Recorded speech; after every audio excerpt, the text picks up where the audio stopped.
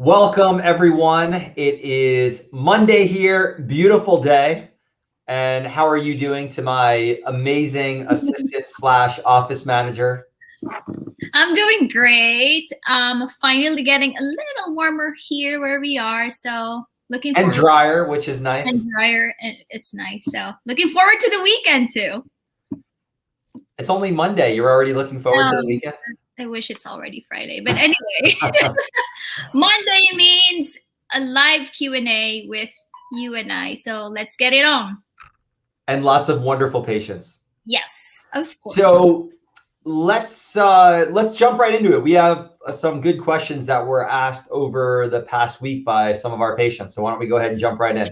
All right. Some of the questions that were asked. Number one, is milk necessary to build strong bones? We get this a lot from moms, actually, because I know with me too, growing up, I know that my mom used to tell me, oh, you have to drink your milk even before going to sleep. Number one, for you to build strong bones and for you to sleep better. So what's the deal with that? Yeah, the dairy industry is one of the greatest marketing machines in the history of marketing and advertising. When they came out with that whole milk campaign about milk building strong bones, and it's where that comes from, or the whole idea is that it's the calcium in milk that is going to help build strong bones. But the reality is you can get calcium from a lot of other things. It is not just in milk. And if you go back in time to our hunter and gatherers, they weren't out milking cows. Like, they were hunting and gathering. So it was meat, fruits and vegetables, nuts and seeds. They weren't milking cows, yet when we look at the bones of the hunter and gatherers, they were incredibly strong. And so there's got to be another story here. It can't just be the fact that everyone had weak bones back then, which they didn't. And it was milk that kind of made our bones strong. Because you look at now, the US is one of the, if not the highest consumer of milk and dairy products, yet we have one of the highest rates, if not the highest, of osteoporosis, which is bones getting weaker. And so you do not need milk to build strong bones. So where can you get your calcium from? You can get them from vegetables. Vegetables have calcium in them. Another thing that's great for calcium is bone broth, or consuming things like salmon and sardines and anchovies that have the bones still inside of them. My favorite are the Wild Planet sardines. We get them at Costco, and you can see the bones inside. Like, you can feel them when you crunch down on them. They're not super hard. Same thing, we get wild salmon from Trader Joe's that also has bones and cartilage in it. So you're going to get the calcium from that as well. And so really what you're looking at doing is you want to make sure that you're not depleting yourself of calcium, and you're doing your best to build bones. So what does that look like?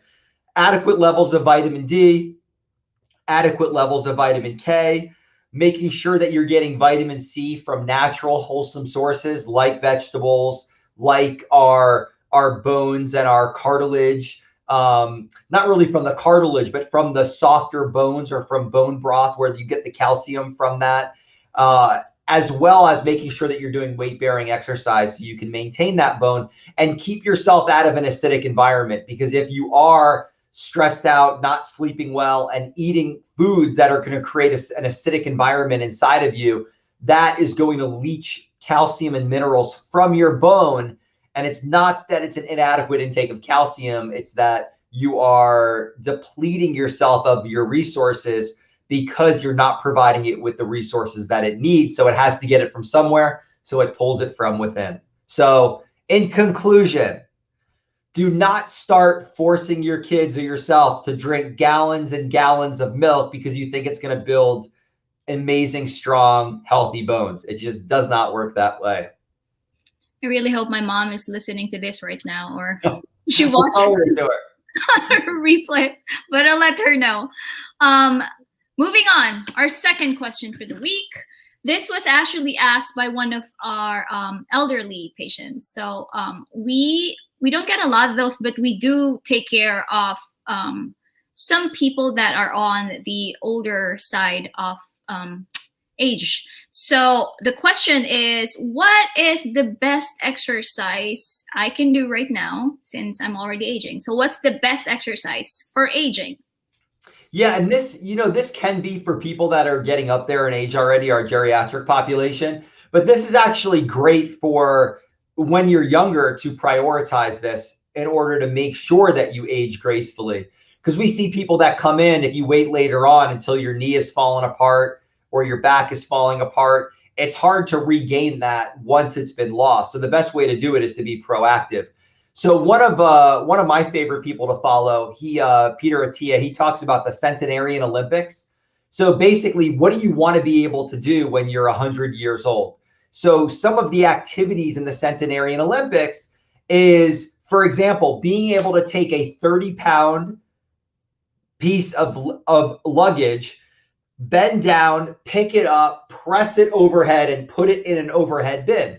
That'd be nice. If you're traveling at 80, 90, 100 years old, you need to be able to do that. Same thing with being able to get down on the ground, sit on the ground, and then stand up with minimal effort. What does that look like? Playing with grandkids, playing with your great grandkids. And so what are some other things you want to do? Being able to hike. So being able to step up onto something. So stepping up and down with some weight, up and down stairs or ledges. And so you want to look at what are the highest priority things that you want to be able to do when you're 100 years old, and then you train for that. Like, is running a marathon necessary when you're 100 years old? No, but it does cause a lot of abuse on the body. Now, if it's something that you're passionate about and you love to do it, but don't run marathons because you think it's going to make you healthier when you're older, because it just doesn't work that way. Mountain biking. I love mountain biking and I love rock climbing. Those two things actually have quite a bit of longevity in them, but you also have to make sure that you're not absolutely killing yourself. But I practice those things because those are things that I want to be able to do when I'm older. Push-ups, being able to lay on the ground and push yourself off the ground, even jumping onto something. If you have to, sprinting. Like if you're caught in a jam and you need to get away from something quickly, even at 100 years old, I want to be able to sprint and run. Again, I don't need to jog 26.2 miles, but what do you need to do? What do you want to be able to do when you're 70, 80, 90, 100 years old, and then reverse backwards from there and reverse engineer what you need to do now to be able to create that as you get older in a healthy way. Yeah, that's true. And we always tell our patients, though, too, these movements are not that complicated. They're more like functional movements that you do every day anyway. You just have to do them properly with the proper body mechanics and proper posture, with that not hurting any parts of your body, because we're aiming for longevity. So we're not aiming for what we can do right now that will that needs, like, for example, weightlifting, heavy weights. That's not something you do for longevity. You do it for right now. But if you want to do movements that will get you to there, then you need to do the movements that are more functional. All right. So last question. This is kind of a broad question, if you could say that. But with everything that's going on right now with the pandemic and a lot of businesses shutting down, unfortunately, it's really sad to see. And a lot of families that are not making it through this crisis.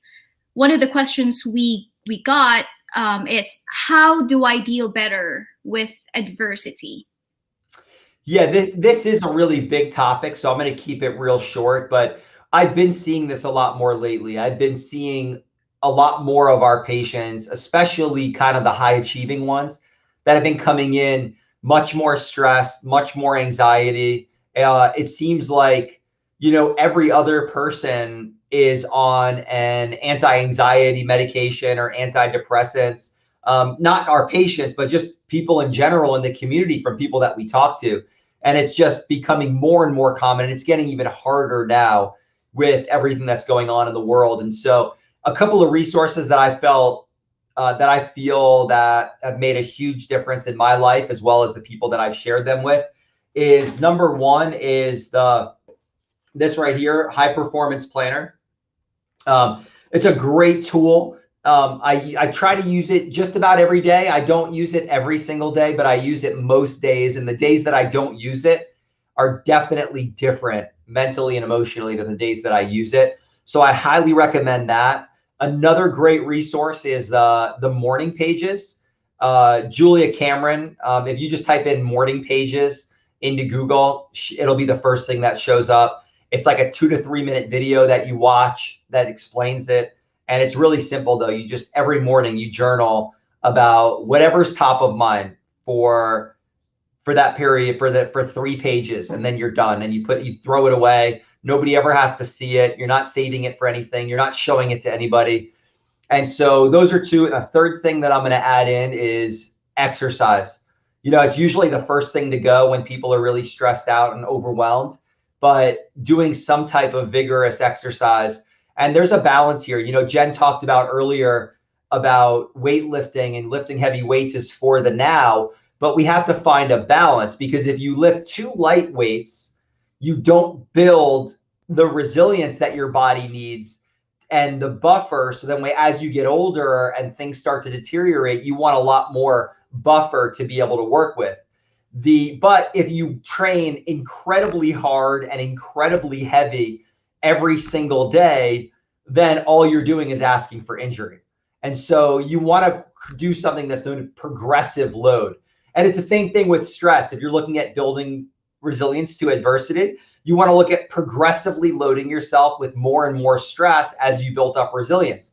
Same thing with weights. You want to progressively load. You want to build up load slowly over time. So that way, lifting 500 pounds sounds like a lot, but not to somebody who is used to lifting 700 pounds. But lifting 20 pounds to someone can be overdoing it and be a recipe for injury. And so it's got to be individualized. Progressively load yourself over time. Get rid of all the milk. Consume more vegetables and more fish and more bone type products, and lift for longevity. And don't be afraid to challenge yourself. That's all I got for today. Laid it all out on the table. That's a nice way of wrapping everything up. Thank you. You're welcome. All right. So if you guys have any questions or any topic that you would like for us to discuss for the next Q&A, just leave a comment, message us, reach us anytime, and we'd be more than happy to discuss those for you. All right, guys. Take care. Have a good one. We'll see you next week. Bye. Bye.